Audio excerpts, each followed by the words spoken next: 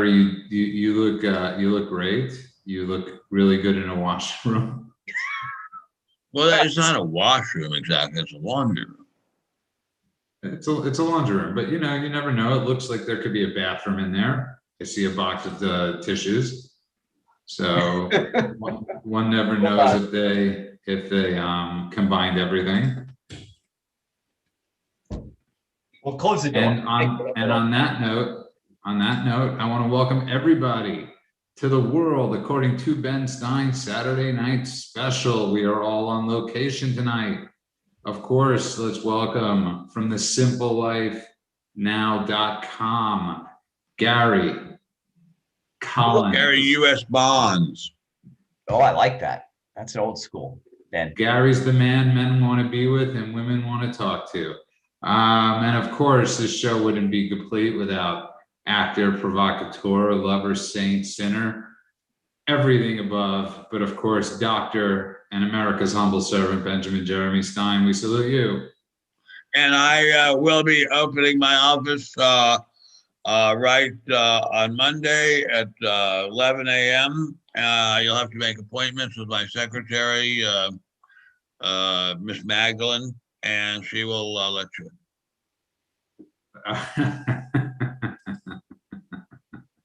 But on that note, I want to get right into it. It was very disturbing. First of all, you posted a great post today about the 70s and this sort of being deja vu all over again. But I wanted to bring up something, Ben and Gary. We've been told to be in lockdown for the better part of a year. We've been told close to exactly a year. Yeah, we've been told to follow the rules, put on masks, distance, don't go here, don't go there, stay home, basically wreck an economy that was doing extraordinarily well. And we were told, and we played by the rules. We did. Most Americans played very well by the rules. And now people moving in, all because of the color of their skin. Ball of confusion by the Temptations. Thank you, right. Ben. But as we're looking right now, they call it a crisis, but this isn't a crisis. We have a catastrophe right now going on at the border. So while we were told to stay inside in a lockdown, they've opened the door and let people in that we know for sure have COVID. We know for sure have other diseases. It's insane, Ben. Insane or, well, no, just insane. I would attribute it to a clever plot, but I don't think there's anybody there at the Democrat headquarters clever enough to think of this plot. They just had an idea during the campaign. We all seem like good guys. The Trump people seem like heartless villains. And so we'll just let all the children in. They didn't think to themselves, what do we do with the children once they're in? Children can come in, they can be in for 72 hours, locked up in cages, as the Democrats would say, and then they have to be let out. But where do they go? Where do they go? They don't have family here. They don't have jobs here. They're not Harvard or MIT or Stanford. Where do they go? So now I understand that the plan is to put them at a giant abandoned army fort in, I forget where it is, but somewhere, it's either in South Carolina or New York. Not that there's much difference between South Carolina and New York, and put them in those places. And then, but they can't be kept there forever. So what do we do with them? We invited this crisis, this catastrophe into America because the people in the Biden/Harris campaign could only think of doing dirt to Trump. They couldn't think of any of the consequences of it for the country or for the children. They really showed incredible hard-heartedness. What do you say about that, Gary? Well, not only that, but we forget, we've already, our news cycle is so fast and we have such short memories. We forget the fact that BLM and Antifa were having rallies, burning down cities without masks, without 6-foot distancing. Now we got illegals crossing the border, not being tested, entering our country, but yet COVID, we're all the law-abiding citizens who pay for everything, who make this country work.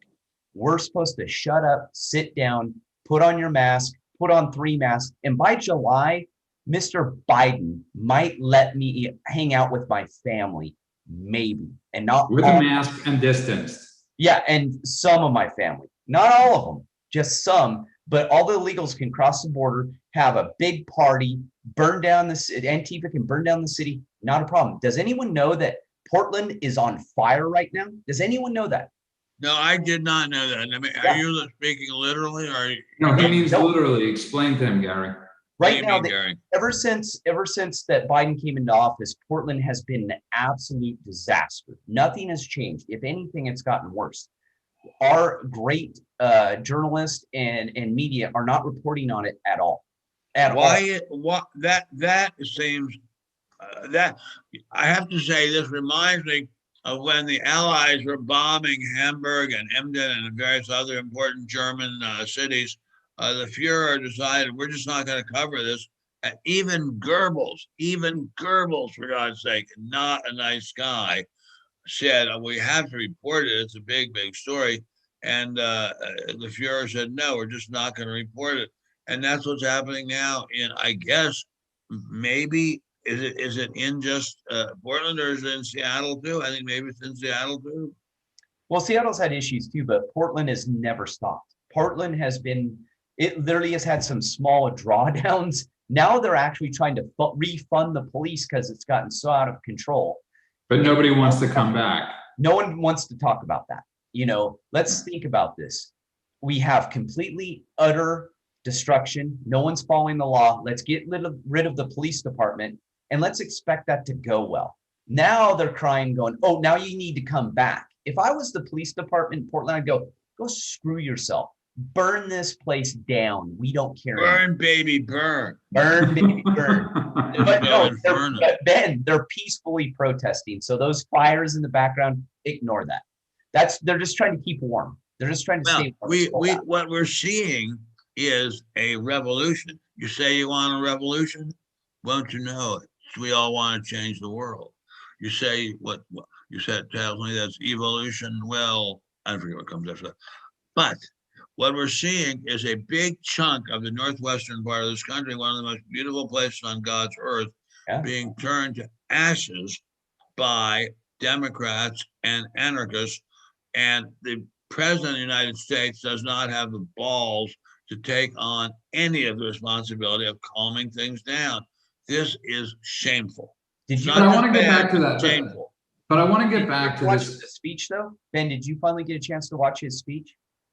I'm sorry, sir. Did you get a chance to watch Biden's speech? I'm sorry, I did not. I should have. You got to watch it, Ben. It's disturbing. He is completely, utterly lost. He is nothing but a puppet. Not only that, but the lighting freaked me out. They had so many lights and shades and filters on this guy that he honestly looked like on almost a cartoon. And that's what I mean. We have a puppet for a president. We don't have a president right now. He's not doing anything. With the greatest respect to you, my dear friend Gary, with the greatest respect to Judah, my dear friend, and to all my friends who are watching this show, I've been writing about this. Where is the president? Do we even have a president? Where is the president?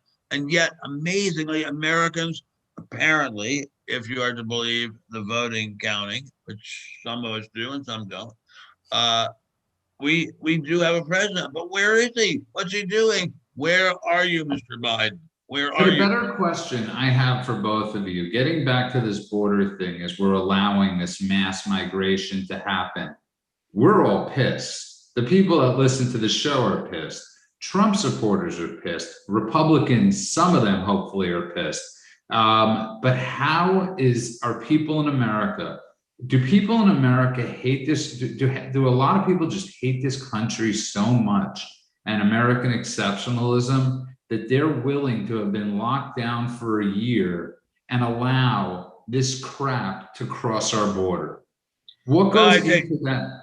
I'm sorry to say, I don't think many of your ordinary run-of-the-mill Americans do, but I think the people running the Democrat Party are just so filled with anger and confusion that they don't know anything but to harm. They just know do harm to all who come anywhere near us, and we'll see how it winds up. But to you, Judy, you've been asking me during the day, does it remind me of the 70s and the Nixon years when Nixon was felled by a media coup? Yes, very much it reminds me of that. But it And the reminds me late 70s. yeah, but it reminds me of that when the Republicans had fallen away and we had, God help us, we had Jimmy Carter, and we had we and now we don't. I mean, Jimmy Carter looks like Thomas Jefferson compared with what we've got now. I mean, it's just we have basically nobody. Basically, the White House at this point is empty. And Gary, Very frightening. Gary, you brought up this point right now, and I want to get into this because Rock Breath has asked this question, and Ben, I want to ask this question of you. So they broke into the federal building in Portland, and Gary's right, this is a non-story. They broke, so in comparison to the storming of the Capitol, it's sort of fascinating to me, the eerie that one is considered an insurrection and one is just not reported at all. Yeah, well, because we have an insurrection by the media.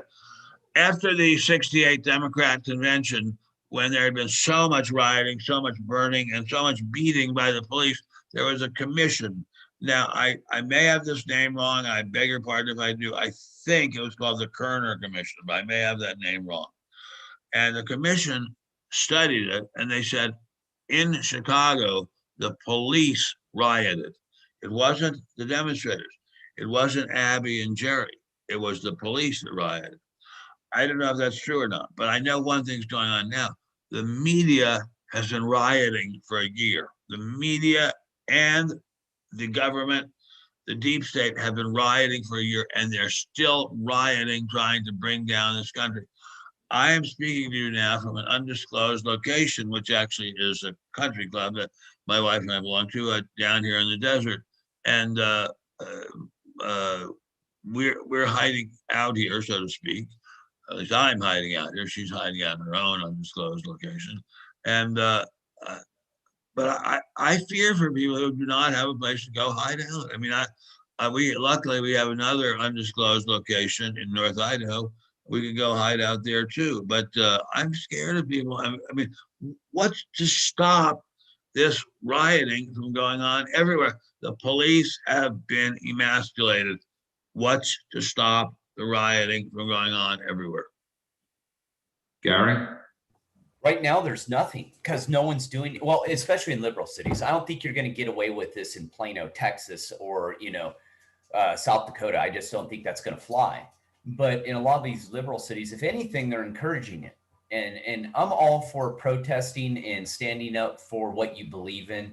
Well, we've talked about this before. Once you go into violence and you start affecting other people who are innocent, who have done nothing, then I have a problem with it.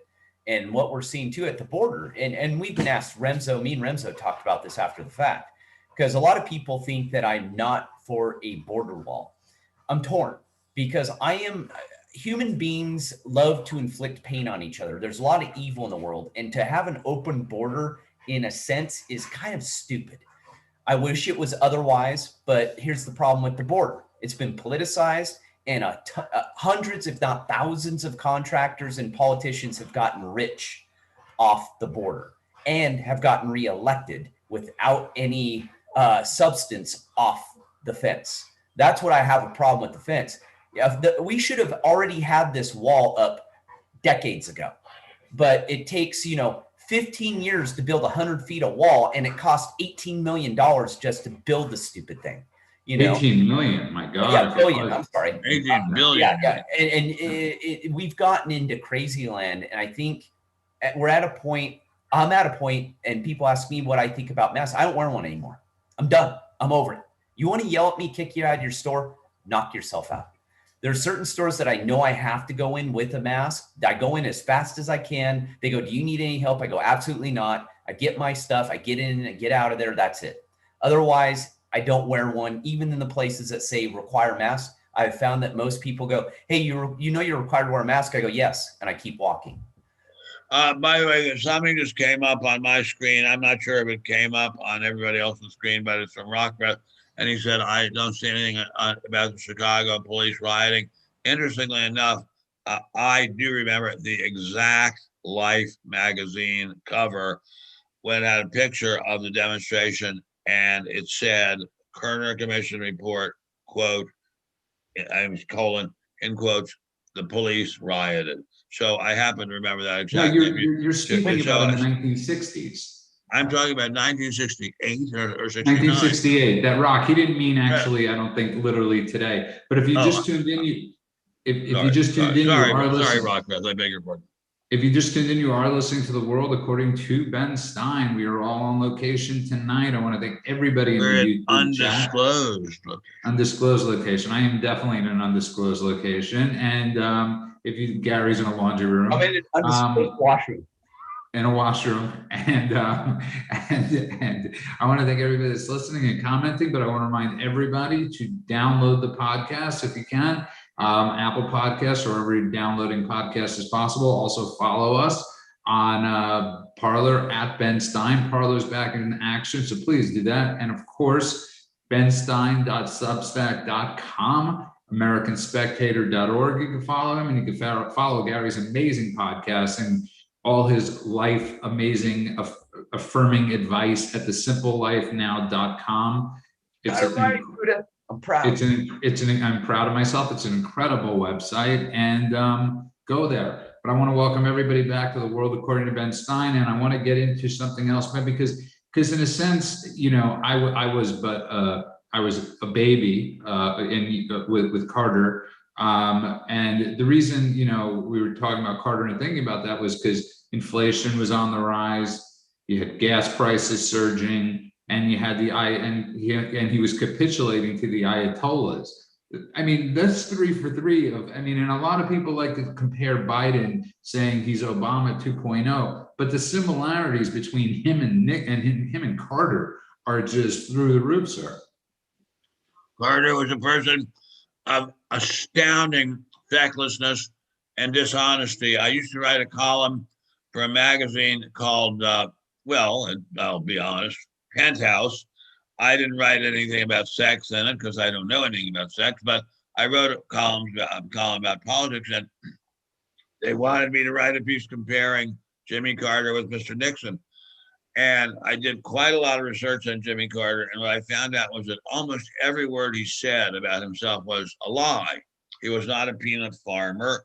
He was a peanut broker and owned a series of warehouses, which he had inherited from his father and grandfather. He was not a nuclear engineer on a submarine. He had some role on a submarine, but he was not, had nothing to do with the nuclear power plant. And but he made up all these things about himself.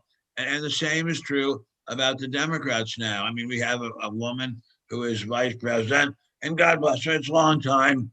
Long overdue that we had a woman vice president. long overdue. I think, but she isn't. She claimed to be black, and she isn't black. So there's a certain amount of dishonesty there. I would like to see a Democrat Party. Hold on, Ben. 1 second. You forgot. Joe Biden claimed to go to a school that he didn't go to. His first major speech he gave when he was running for president the first time was simply stolen word for word from a British Labourite high officer. I believe it is true that he graduated last in his class from his law school class. There's something so dishonest about this man. It's frightening. And by the way, he was arrested, right? Yes, in some country. He said he was arrested at the Capitol. So, I mean, the similarities between him and the peanut broker are just are frightening. That's right. Also, the peanut, go back to Iran. The U.S. has for decades labeled Iran as the world's leading state sponsor of terrorism. Mm-hmm. Mr. Carter could not work hard enough or fast enough to kiss the ass of the Ayatollahs. Same thing with Mr. Biden. He can't work hard enough or go fast enough to kiss the ass of the Ayatollahs. Why? What on earth have they ever done for us? What makes us think they can be trusted? Who on earth ever got away with trusting them? And yet Mr. Biden thinks that the key to his foreign policy in the Mideast is going to be trusting the Ayatollahs. This makes Chamberlain, Prime Minister Chamberlain, look like George Washington. Well, here's something even I just came to me, and I've talked about this before. I held a top secret clearance my entire military law enforcement career. I did clearances and was part of the process back when I was early in the military. What all these things you guys just talked about and Ben said would disqualify every single one of these people from ever holding a security clearance in the US government. Let that sink in. None of these people, for what they have lied about, what they have done, would disqualify them permanently from holding a clearance in the US government, but yet they're president, vice president, and hold high positions. Terrifying. And who at the FBI was warning us about this? No one. Who at the CIA was warning us about this? No one. Wifey and I pray every night for the people who take care of us in the military, the police, sheriff's deputies, National Guard. And we're now having painfully to say, and those who are still honest in the FBI and the CIA, because they have been subverted on a scale which I would have thought impossible. Joe McCarthy would not have believed it even conceivable that this could have happened. Even Joe McCarthy would not have even dreamed this could happen.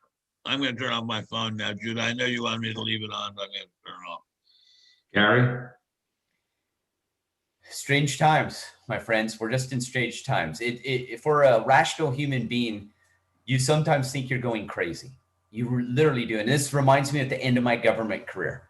I remember going, is there something wrong with me? Did I bump my head too many times in high school football? I don't understand what's going on.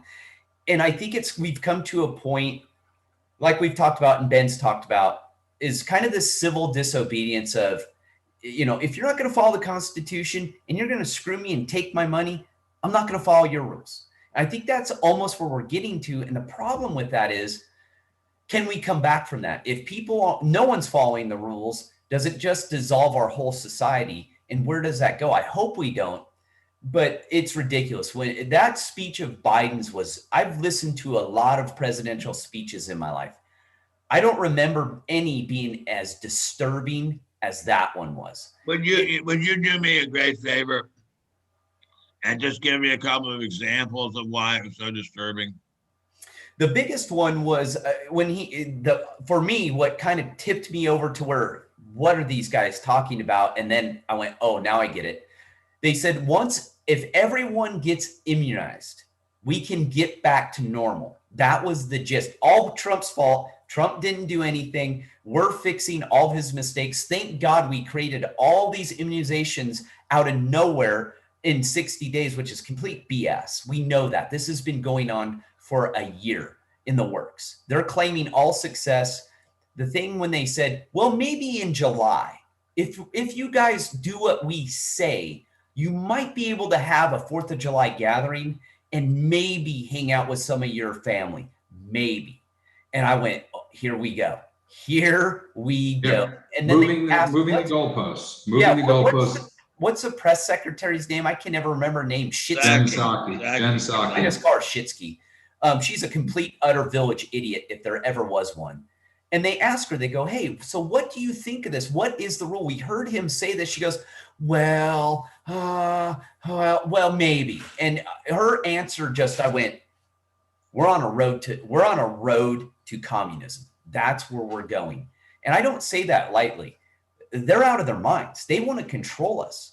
And I honestly have just had enough. If you expect me to wear 3 masks, go get immunized by something, I don't need it. I don't even need it. I don't need to be immunized. It's my choice. I get to deal with that. And if you're going to say I can't travel, I can't hang around with my family, I can't be near my grandmother, go screw yourself. I don't care anymore. I'm over it. You don't have the right to tell me to do those things, period. And that's where I'm getting frustrated. It's scary. Honestly, Ben, please go back. It's not long because I will do it. Maybe Judah could mail me the link because Judah is so much better at that kind of thing than I am. But I would like to respectfully get to something else, if I may, before time, that demon, especially for us old people, closes in on us. Can we talk about Mr. Cuomo for a moment? Now, I wanted to get to that in a bit, but I just want to get through this crazy time because I really think you said with the kowtowing to Iran, you wrote you defended, you called it in 2008. You basically said if we would have bailed out Lehman Brothers, we would have stopped the collapse of us going into a recession, right? And absolutely true. And I want to get to something about as far as with the Ayatollahs, have we learned nothing, right? Have we learned, like, from this is what, 1979, 1978, so it's 42 years, 43 years later. Have we learned nothing about, have the Democrats learned nothing? So it begs the question, is it deeper rooted? What is it about Iran?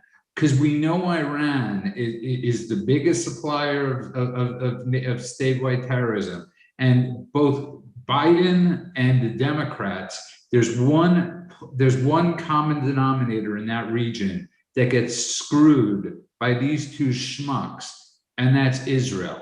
And and we know the radicals that are in Biden's party. And we knew that Carter was an absolute radical. Are they really willing to burn the Middle East down and I believe for their hatred of Israel? I'm not sure they're willing to burn it down for their hatred of Israel, but I think they don't like Jews that much. It's a very sad thing, but the Democrat Party, which was a party of inclusion and inclusiveness and the big tent and diversity, has in fact, very unfortunately, become a party of racialism and anti-Semitism. So that's very unfortunate. The Democrat Party has never been a friend of Israel, never at any time. The big friend of Israel has always been the Republicans. It's heart-rendering, as my wife would say, that Jews in large numbers vote Democrat. But there's something going on in the Democrat Party involving hatred of Jews and hatred of Israel that I don't quite understand, but it is definitely a frightening situation. But the Iran thing is even deeper than that. It's like there were certain people in the State Department in the 30s who thought Hitler was great before Hitler attacked Poland, even after Hitler attacked Poland. They thought Hitler was great. And was it because they hated Jews so much? Maybe so, could well be. But there is something about Iran that, like a magnet, seems to be the common denominator, attracts people to it. I'm sorry, Ben. That seems to be the common denominator is the Jews. I mean, and I'm not saying this. Listen, I'm not saying this. I'm not one of those that walks around citing everything as anti-Semitic or anything like that, Gary. But when history repeats itself constantly with a certain party and they're aligning with a group of absolute anti-Semitic, anti-American.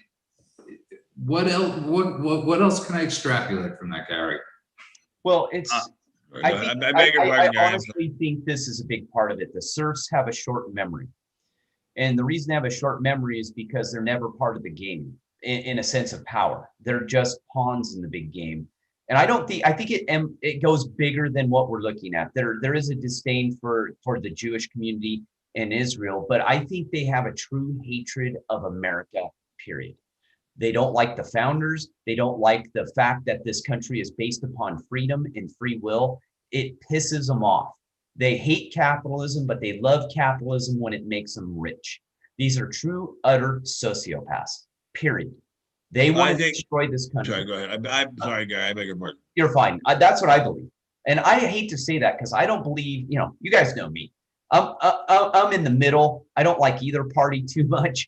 But I've seen the Democrats go so far skewed left that I don't even know what to think of them anymore. All I know is they want to do me harm. That's all I know. And not to say that the right doesn't want to do me harm either, but the left wants to destroy this country and everything that I believe in as a free being and free human being. Ben, he raises a great point. And obviously we're conservative, so we sometimes could have blinders on.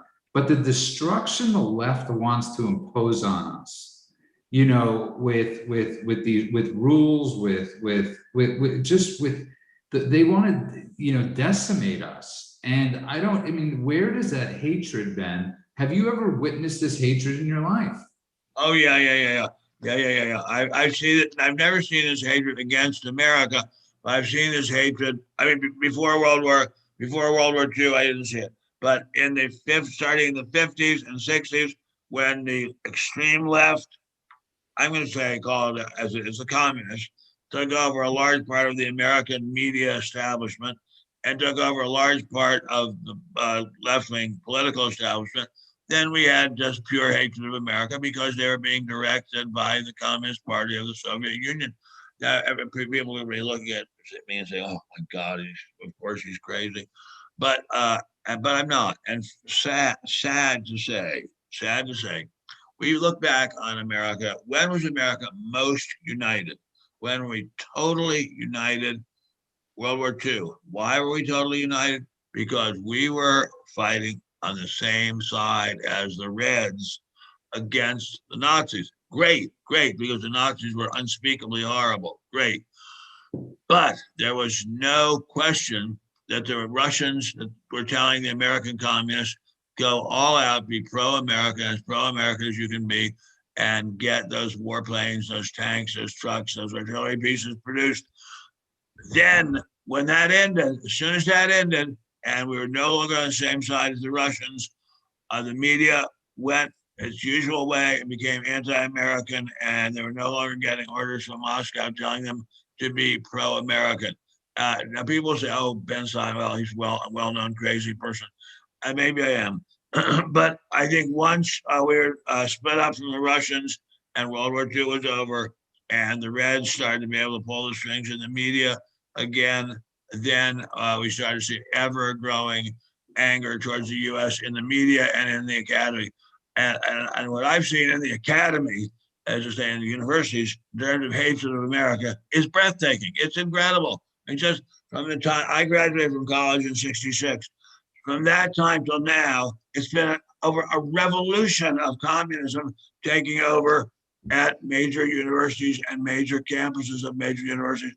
My old stomping ground, UC Santa Cruz, where I used to teach and where I had some very, very good times, really, really good times. That was that they now have big time communists in big time jobs there. What? Paid for by the taxpayers of California? Are they crazy? At Yale, my alma mater for law school, they have super ultra leftist America haters all over the place. That was not true as recently as 1970. Where did that come from? Because these shackles are off. You're going to be as anti-American as you want.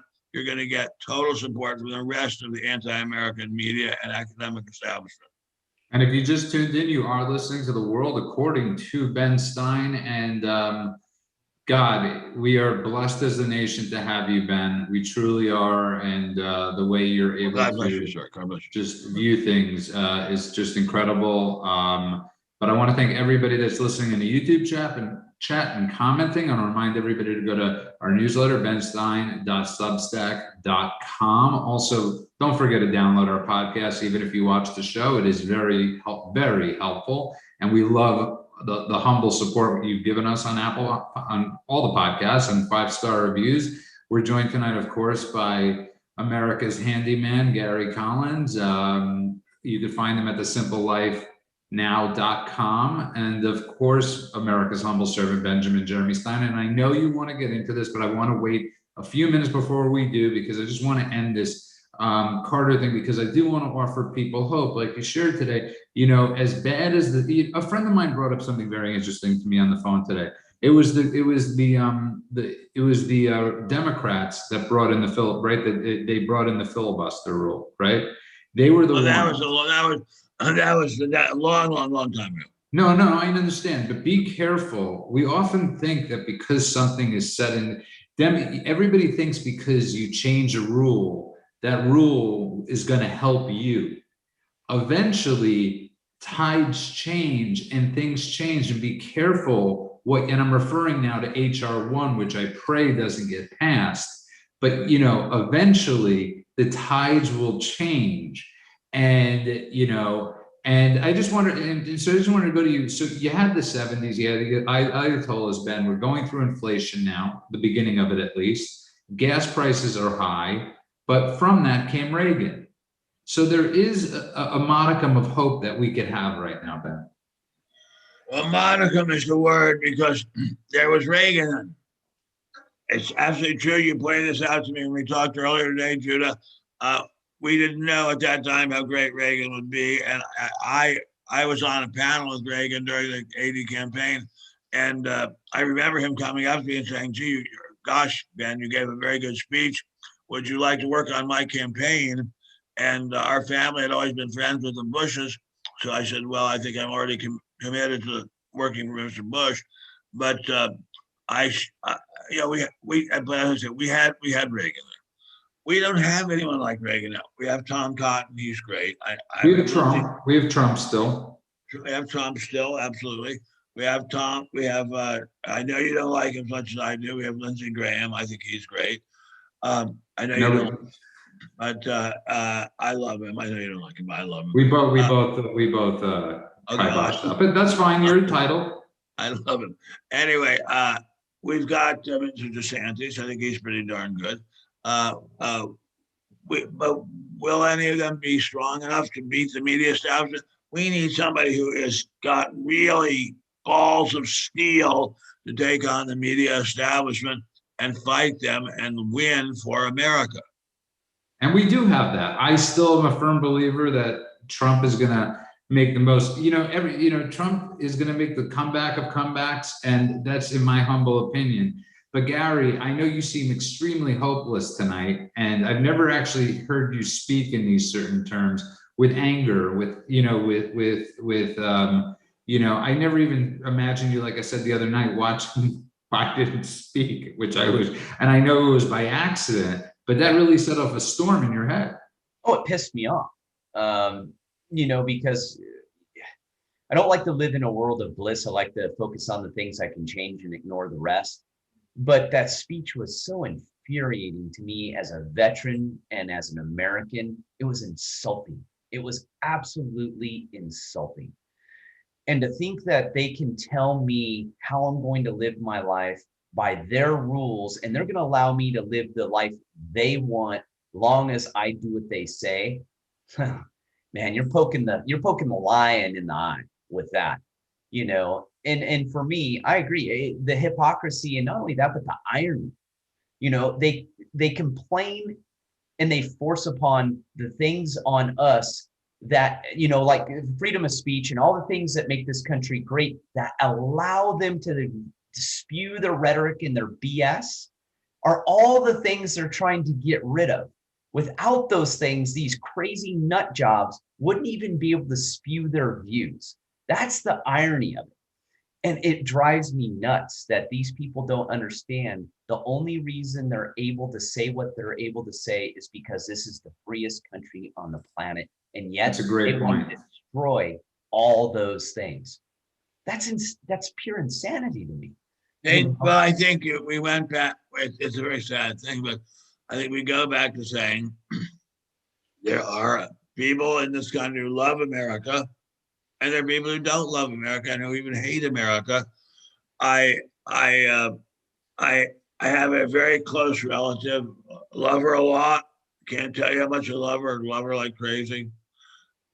She does not love America. She thinks America is a terrible racist place. I don't understand it. I can't understand it. It's just a mystery to me. I think that it's some psychological problem. By any historical standard, this is the greatest country there has ever been. And I think it's almost a mental disease to dislike America. Well, you make a good point, Ben, with the mental disease, because you live in the freest country in the world, and yet you complain and say it's the evilest, most systemic, racist country in the world, and yet you don't leave. Leave. I'll pay your plane ticket. Email me. I'll give you the money. Get the hell out of here. I'll send you to Cuba on my dime, and I'll guarantee I won't get one taker. All they want. And you know what? Judah is laughing because some time ago, quite a famous movie. Was it Alec Baldwin Yes, it was Alec Baldwin. Yeah. Alec Baldwin and I forget where we were. I forget. Maybe we were both testifying about a federal appropriations for the National Endowment for the Arts. I don't remember exactly what it was, but he said something like, if the No, he Republicans. had promised, let me just set it up quickly. On Saturday Night Live, I believe it was, he promised to leave America if Bush got reelected. And Ben, you could finish the story, but you bumped into him at a party, or that could have been the party, and you said this to him, but yeah. Yeah, I said to him, Mr. Baldwin, I'm a fan, and I have the money for your plane ticket right here. And I don't think he left. But anyway, yeah, I see this happening a lot, and I haven't seen anybody leave. And I wish some of them would leave, but who would take them? Who would take them? I remember reading a story, a short story, a long time ago in the Saturday Evening Post. Yes, that's how old I am. In the Saturday Evening Post, about what America would be like if the Russians, Soviets took it over. And the first thing they would do would be to shoot all the communists, because they would figure that anybody who was crazy enough to hate America as great as it was had to be dangerously sick.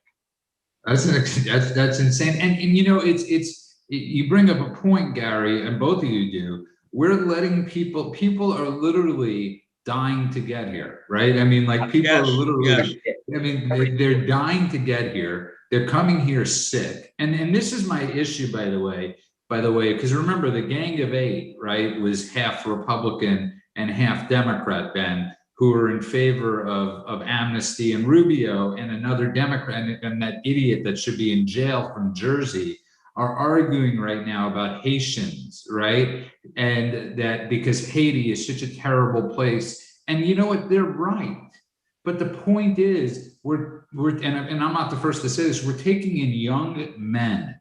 Isn't it their job to be in their country and to fight for their country, to make it a better country? I mean, these people are depriving by coming over here.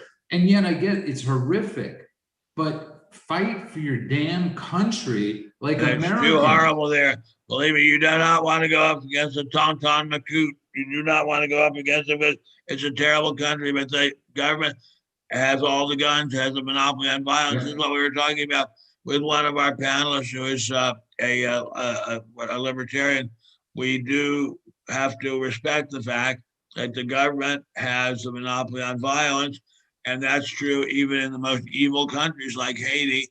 Let's not underestimate that, and let's not belittle people on leave.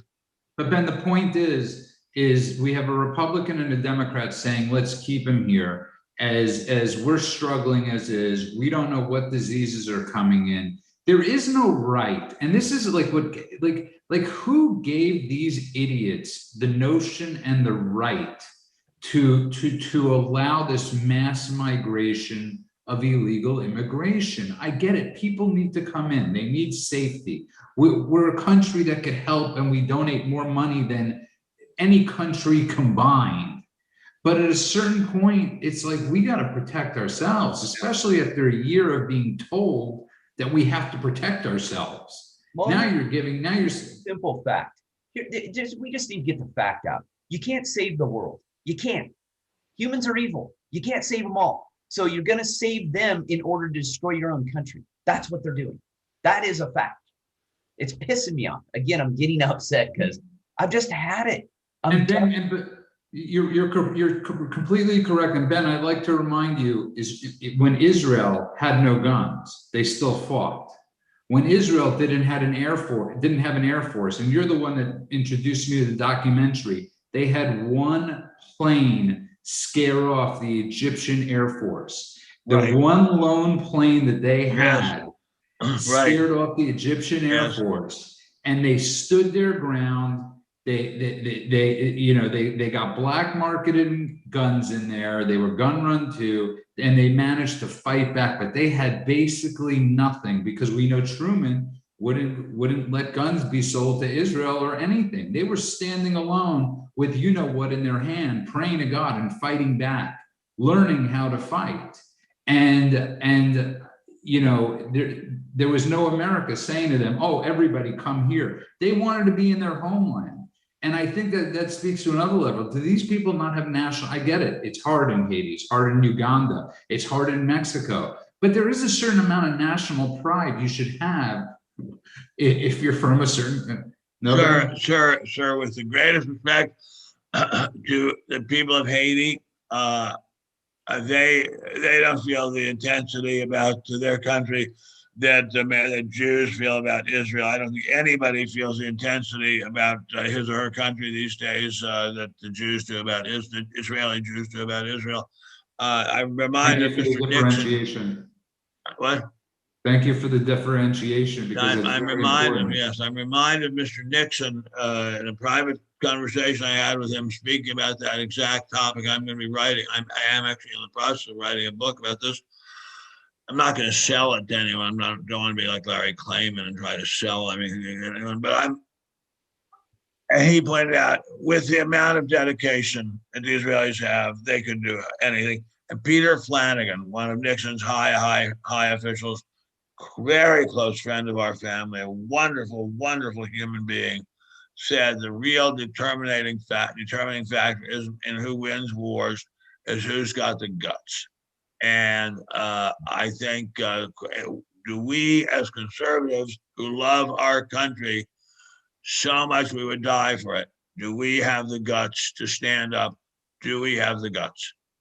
It's a great question. And if you just tuned in, you are listening to The World According to That Man, Dr. Benjamin Jeremy Stein, and of course, Gary Collins, who we are special in April, which is see what is our I don't know what it's Physicist History Month is going to be the painless colonoscopy.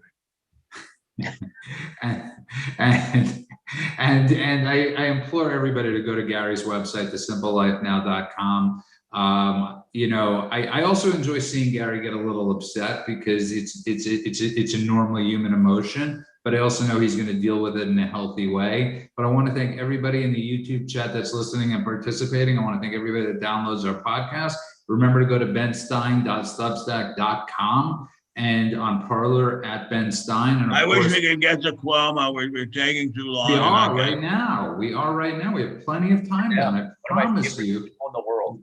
We will get to Cuomo. And I want to welcome everybody back to The World According to Ben Stein. As you can see, Ben is very excited to speak about the New York City governor, the New York State governor, I should say. I just want to set this up with two things. So it's a fascinating thing. He's being accused of, I don't even know what he's being accused of, but on the left, we know that he's responsible for 15,000 deaths. Yep. Not important. To the left, what's important is accused. I don't even know, Ben, he's being accused of sexual harassment or it's not even assault. And they have totally, I mean, they don't care about 15,000 dead in the nursing homes. What he said at a dinner bothers them more, and that's frightening. No, it's even worse than that. He did something which was unequivocally foolish and stupid. He's claiming he didn't know. He's claiming he was badly misinformed. He transferred a great number of people who had been infected with COVID to nursing homes where there are a lot of vulnerable elderly people, such as me. I'm an old person too. And he transferred them there and did not warn anyone. And so a very large number of people, between 10 and 20,000, apparently died because of this gigantic mistake, which he lied about, committed by Mr. Cuomo.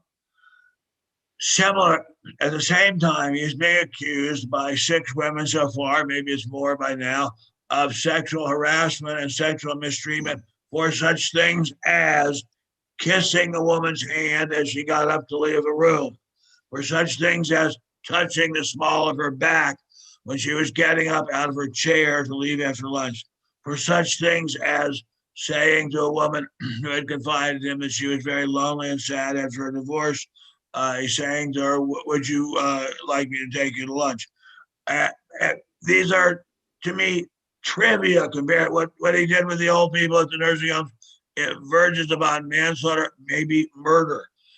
But somehow that's been pushed under the rug. And what's happening instead is we're concentrating on sexual harassment. There was one instance alleged, not proved, nothing's been proved at all, where he apparently greeted a woman, immediately put his hands under her sweater, her blouse, or whatever she was wearing, and started feeling her up.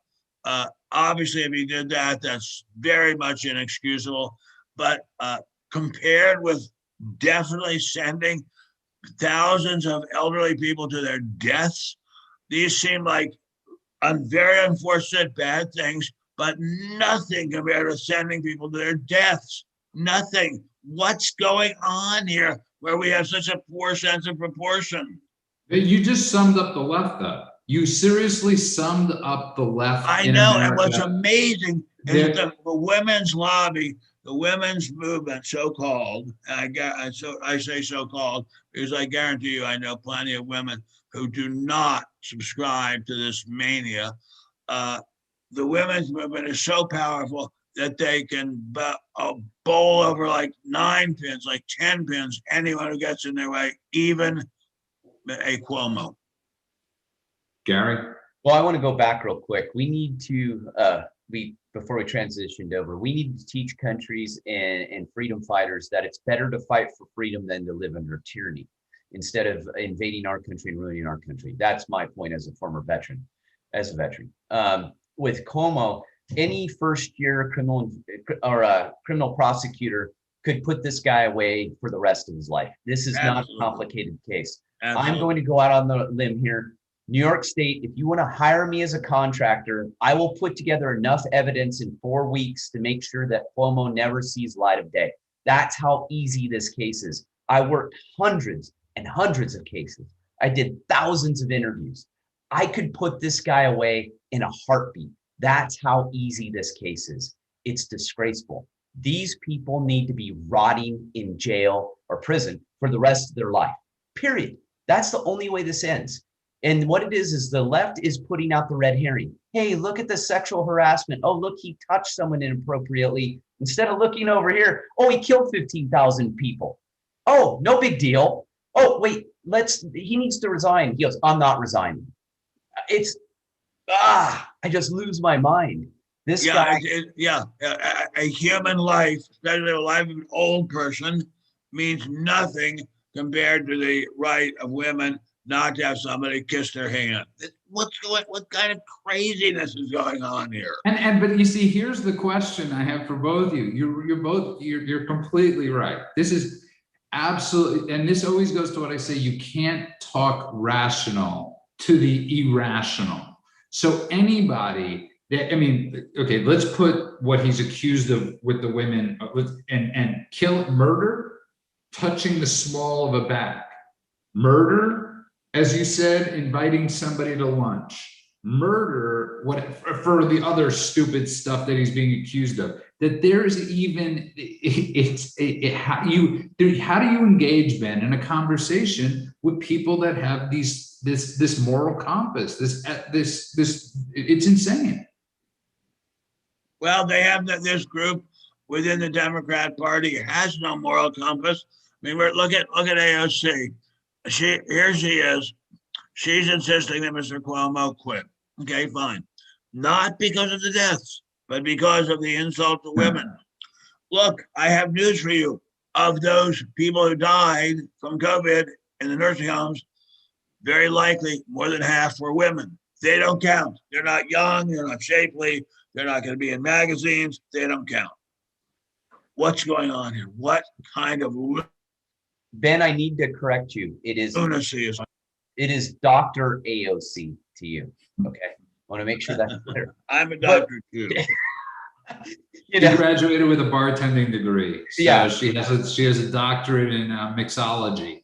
I love that no one questions that she's still a bartender with a college degree at 28, now just a congressman. Well, great things in life. But maybe she was untalented as a bartender. That's why she couldn't, I'm just saying. But, at 28, I wasn't still a bartender working the job I had in college. Just saying. AOC, just saying that. I'd actually progressed.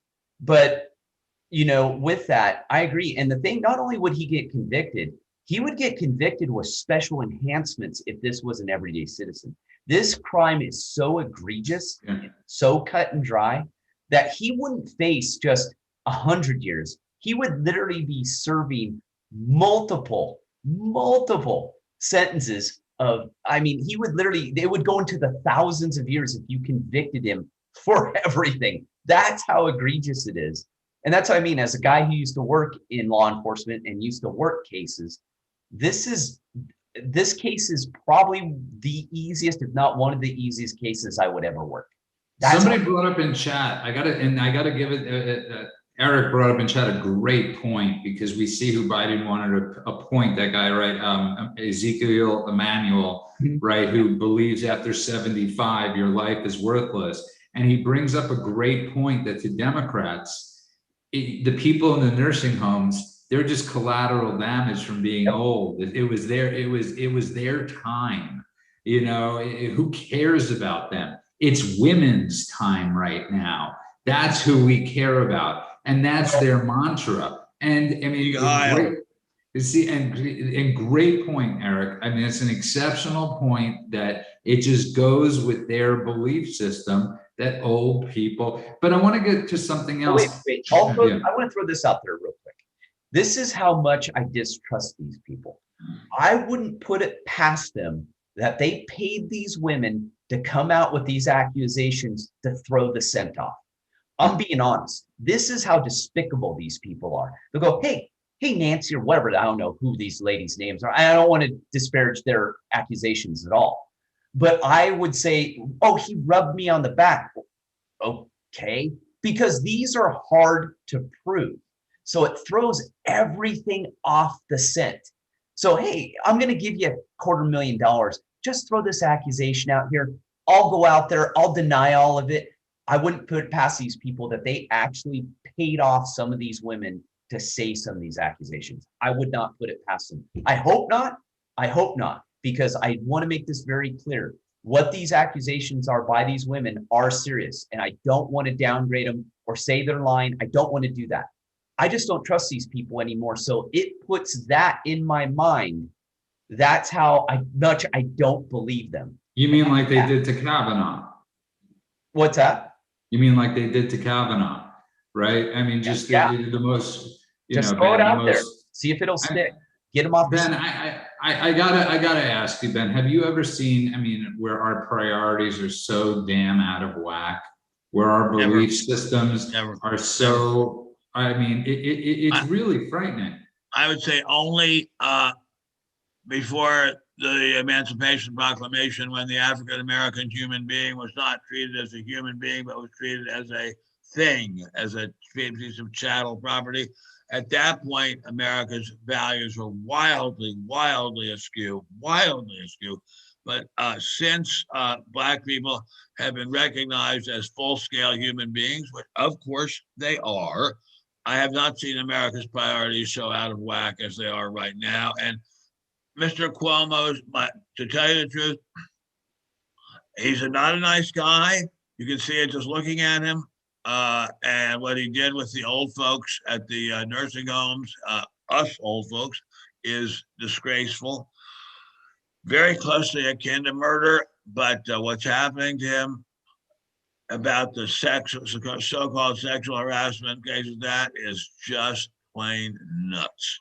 And the fact that we don't have one person in the media, you bring up guts, with enough guts to say to him and to say to the left, Trump offered you, the Jacob Javits Center, he sent you the ship, which both of them pretty much remained empty, which could have saved thousands of lives. And this dirtbag was shit-talking Trump on a constant basis about how badly he was handling COVID, while he gave you the beds to save lives. I mean, like Gary said, this is an atrocity. We know that he's not going to pay the price for it. We know it, and the reason he's not. I don't know it. With all due respect, I don't know it. I think there may be some woman district attorney or prosecutor who is going to go after him, and she's going to have plenty of backup from other women and from AOC and so forth. And I don't know. He's not going to pay the price. I mean, he should be paying a price for what he did by essentially killing the old people. But in terms of the sexual harassment, I don't think he's going to walk away from that. I mean, look at what happened to Harvey Weinstein. I've been in Hollywood a long, long time. I have seen a lot of lies told about people and producers by starlets in Hollywood. I question a lot about what was said about Harvey Weinstein. I question a lot about what people are hungry and angry say about men in positions of power. You're completely right. And on that note, we are running out of time.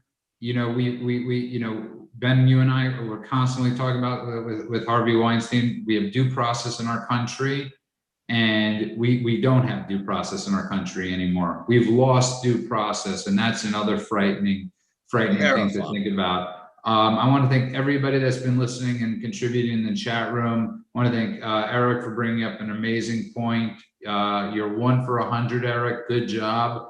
I want to remind everybody to please download all our podcasts at Apple Podcasts and everywhere podcasts. And also, Gary, tell people where they could find your site.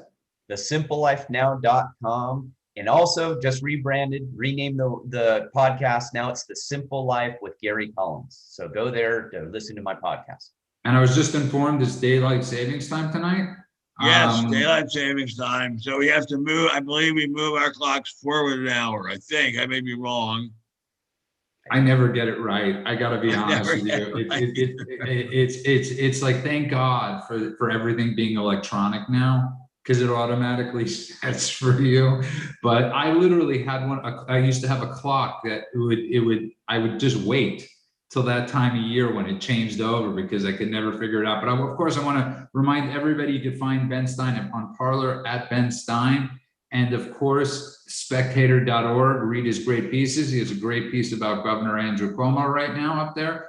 And I want to thank you again, Ben. I wish you safe travels back. If you'd like to take us out in song, I really do think it's fitting because you teased us in the beginning, but Ball of Confusion, you introduced me to that song. If you could just give us a little Ball of Confusion to take us out on this Saturday night. People moving out, people moving in, all because of the color of his skin. Run, run, run, but you sure can't hide. That's mixed up Ball of Confusion. Eye for an eye, tooth for a tooth. Vote for me and I'll tell you the truth. Run, run, run, but you sure can't hide. Anyway, that's as much as I can do tonight. I'm tired of exercising my moral outrage. You did great, Ben. And I want to thank everybody for listening to The World According to Ben Stein. We will see you back on Tuesday night. Thank you, everybody. Good night and